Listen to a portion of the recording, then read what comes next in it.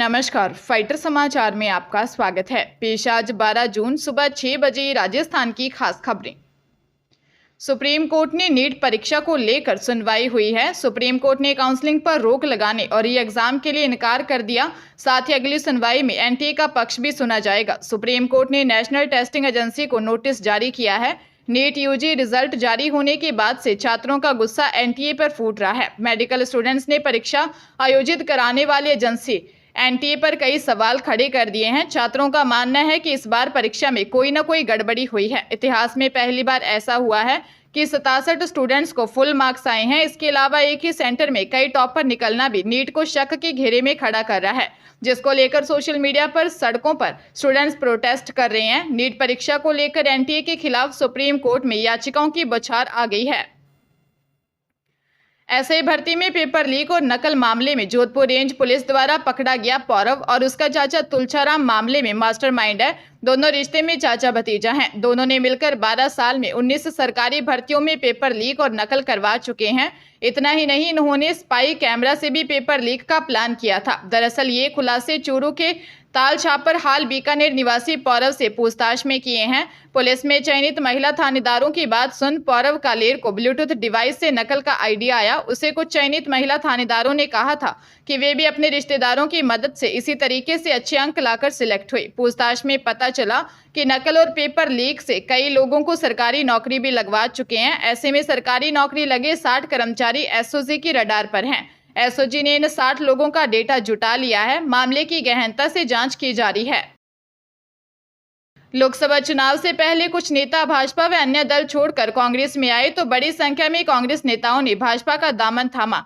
इनमें कई पूर्व मंत्री, पूर्व सांसद और पूर्व विधायक भी शामिल हैं। दल बदलू नेता टिकट लेने में भी कामयाब रहे। भाजपा और कांग्रेस ने 2-2 सीटों पर इन नेताओं को उम्मीदवार बनाया, लेकिन भाजपा के दोनों उम्मीदवारों को हार मिली, जबकि कांग्रेस के दोनों उम्मीदवारों ने चुनाव में बाजी मारी। कांग्रेस ने आरएलपी से आए उम्मीदवार को बाड़मेर और भाजपा से आए सांसद राहुल कसवा को चूरू से उम्मीदवार बनाया। दोनों ने चुनाव जीता। वहीं भाजपा ने कांग्रेस से आए महेंद्रजीत सिंह मालवीय को बांसवाड़ा और कांग्रेस से आई ज्योति मिर्दा को नागौर से उम्मीदवार बनाया, लेकिन दोनों को चुनाव में हार का सामना करना पड़ा।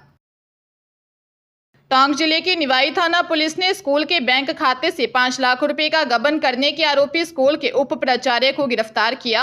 अन्य आरोपियों की तलाश जारी है। एसपी संजीव नैन ने बताया कि एकलव्य मॉडल स्कूल निवाई के बैंक खाते से 5 लाख रुपए का गबन करने वाले स्कूल के तत्कालीन उप प्राचार्य रवि मानवत बुनकर को गिरफ्तार किया है। आरोपी जय अंबे कॉलोनी, सीकर रोड, हरमाड़ा, जयपुर निवासी है। वो इसी मामले में निलंबित चल रहा है। पूछताछ के दौरान आरोपी द्वारा जुर्म कबूल करने पर गिरफ्तार कर लिया गया।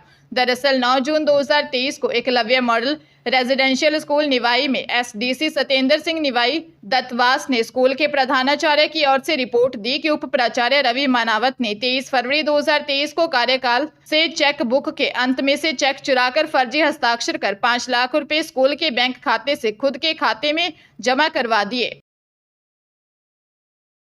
केंद्रीय माध्यमिक शिक्षा बोर्ड द्वारा वर्ष 2024 की पूरक परीक्षाओं के आयोजन की तैयारी की जा रही है। 15 जुलाई को 12वीं के 80 विषयों की परीक्षाएं एक ही दिन में होंगी। 10वीं की पूरक परीक्षाएं 22 तक चलेंगी। सीबीएसई द्वारा जारी डेटशीट के अनुसार 12वीं के 80 में से 67 विषय ऐसे हैं जिनकी परीक्षा का समय सुबह 10:30 बजे से दोपहर 1:30 बजे तक रहेगा। इन 80 विषयों में फिजिक्स, केमिस्ट्री, मैथ्स सहित विभिन्न प्रमुख विषय शामिल हैं। 13 विषय ऐसे हैं जिनकी परीक्षा का समय सुबह 10:30 से 12:30 बजे तक रहेगा। इन सभी का विवरण डेटशीट में दिया गया है। वहीं कक्षा 10वीं की परीक्षाएं 15 जुलाई से शुरू होंगी। 10वीं की परीक्षाएं 15 के बाद 16 को, 18, 19, 20 और 22 जुलाई को होंगी। 22 को कंप्यूटर एप्लीकेशन और इंफॉर्मेशन टेक्नोलॉजी की परीक्षाओं का समय सुबह 10:30 से 12:30 बजे तक रहेगा। बाकी विषयों की परीक्षाओं का समय 10:30 से दोपहर 1:30 बजे तक रहेगा।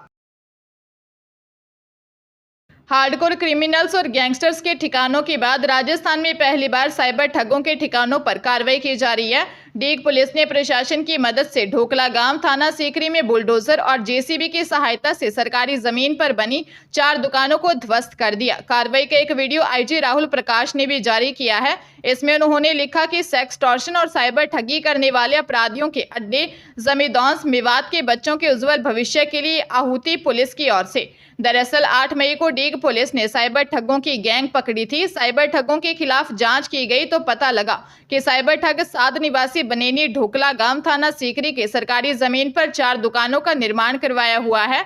पुलिस जेसीबी लेकर बनेनी ढोकला गांव पहुंची और सरकारी जमीन से अतिक्रमण हटाते हुए दुकानों को धराशाही कर दिया। राजस्थान लोक सेवा आयोग की ओर से फूड सेफ्टी ऑफिसर प्रतियोगी परीक्षा 2022 का परिणाम जारी कर दिया गया। इस संबंध में विस्तृत सूचना आयोग की वेबसाइट पर उपलब्ध है। आयोग सचिव रामनिवास मेहता ने बताया कि परीक्षा की विचारित सूची 20 फरवरी व 9 मई को जारी की गई थी। विचारित सूची में अस्थायी रूप से सम्मिलित अभ्यर्थियों की पात्रता जांच काउंसलिंग के माध्यम से करवाई गई। पात्रता जांच उपरांत संबंधित सेवा नियमानुसार टीएसपी क्षेत्र के 18 एवं नॉन टीएसपी क्षेत्र के 175 अभ्यर्थियों को मुख्य सूची में सफल घोषित किया गया था। बता दें कि आयोग की ओर से 21 अक्टूबर 2022 को हेल्थ डिपार्टमेंट में फूड सेफ्टी ऑफिसर के कुल 200 पदों पर भर्ती निकाली गई थी। परीक्षा 27 जून 2023 को आयोजित की गई थी। बीकानेर में लाखों की धोखाधड़ी का मामला सामने आया है। इस संबंध में नया शहर थाने में भाटों का बास निवासी सफी खान ने गंगा शहर के रहने वाले सांवरमल के खिलाफ दी रिपोर्ट में बताया कि वह और आरोपी एक दूसरे के परिचित हैं, जिसके चलते प्रार्थी ने आरोपी से 32 लाख रुपए का लोन लिया और इसके एवज में प्लॉट व वाहन गिरवी रखे। प्रार्थी ने बताया कि उसने अलग अलग किस्तों में 32 लाख रुपए जमा करवा दिए, जिसके बाद कई मर्तबा आरोपी से प्लॉट व वाहन नाम करवाने को कहा तो आरोपी टाल मटोल करता रहा। आरोपी ने 7 जून को प्लॉट वाहन नाम करवाने से मना कर दिया और रुपए भी वापस नहीं दे रहा है। पुलिस ने धोखाधड़ी की धाराओं में मुकदमा दर्ज कर जांच शुरू कर दी है। घटना भाटों का बास मुरलीधर व्यास कॉलोनी की है। दक्षिणी पश्चिमी मानसून ने मुंबई को भिगाने के बाद महाराष्ट्र के अन्य हिस्सों को कवर कर लिया। अरब सागर से नमी मिलने से इसके चलते अगले 2 दिनों में पूरे महाराष्ट्र को कवर करने का पूर्वानुमान है, लेकिन दूसरी तरफ बंगाल की खाड़ी में कोई सिस्टम नहीं होने से पूर्वी हिस्से में मानसून के आगे बढ़ने की रफ्तार कुछ सुस्त हो गई है। बंगाल की खाड़ी में अगले 10 से 15 तक कोई सिस्टम नहीं है। सिस्टम बनने के बाद ही मानसून राजस्थान की तरफ मूव करेगा। मानसून के 25 जून या उसके बाद ही प्रदेश के हाड़ौती के रास्ते प्रवेश करने की संभावना है। मानसून के केरल पहुंचने की सामान्य तिथि 1 जून है, जबकि वह 30 मई को केरल पहुंच गया। इस साल मौसमी कारक अल नीनो की परिस्थितियां कमजोर पड़ गई और वर्तमान में अल नीनो न्यूट्रल हो गया है, जिसके कारण मानसून अपनी सामान्य गति से आगे बढ़ रहा है। राजस्थान माध्यमिक शिक्षा बोर्ड द्वारा आयोजित राज्य स्तरीय प्रतिभा खोज परीक्षा यानी STSC 2023 का परिणाम इस सप्ताह जारी किया जा सकता है। इसकी तैयारियां की जा रही हैं। बोर्ड ने 10वीं 12वीं कक्षा के अलग अलग STSC के आयोजन किए थे।